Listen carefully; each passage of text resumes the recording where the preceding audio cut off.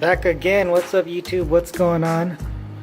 This video I want to talk about a couple of updates to my tank. The first thing I want to talk about is flow.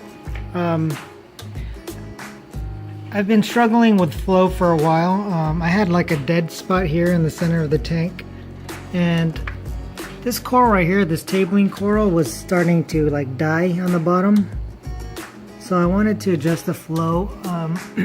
And the other thing I didn't like is on this glass here, I had a MP40 in my frag rack, and I just hated that because this side of the tank is a viewing side. You know, when you come down the stairs, you see this part of the tank. So I just didn't want anything on this glass.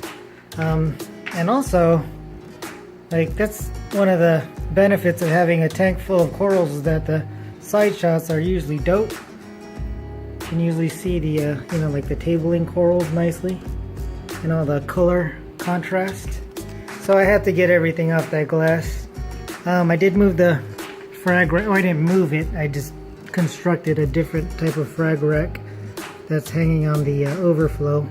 But I did put the MP40s here, and I think it's working out all right.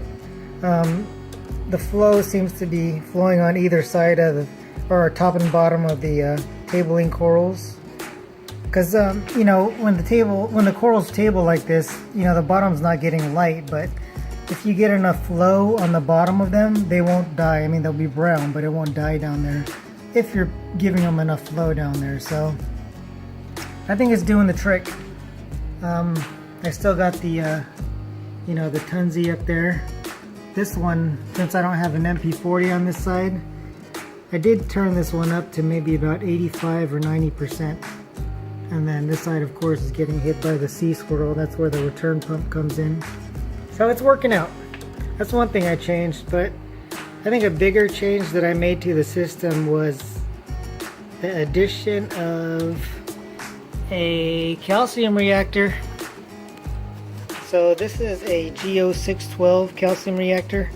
I had it sitting in the box in the garage, and it's about 6 or 7 years old. This is the older model. The newer ones are more white. Everywhere you see black on this is white on the new ones, I believe, but it's about the same. I have a 5-pound CO2 bottle, and there's a carbondoser.com electronic CO2 regulator. That thing is dope. It's pretty precise. You can adjust how many seconds you want before each bubble comes out.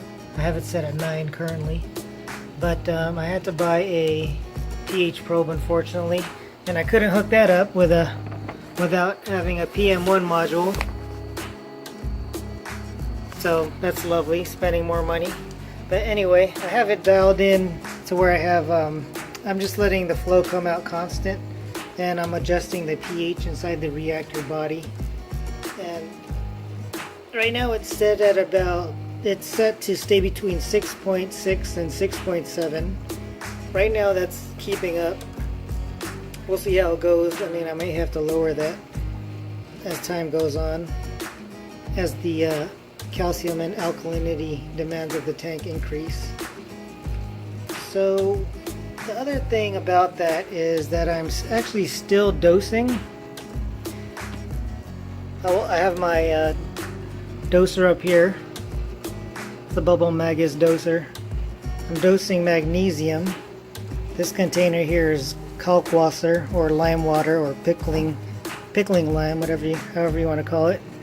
And this container back there is actually soda ash, made with baked baking soda, a la Randy's 2-part recipe.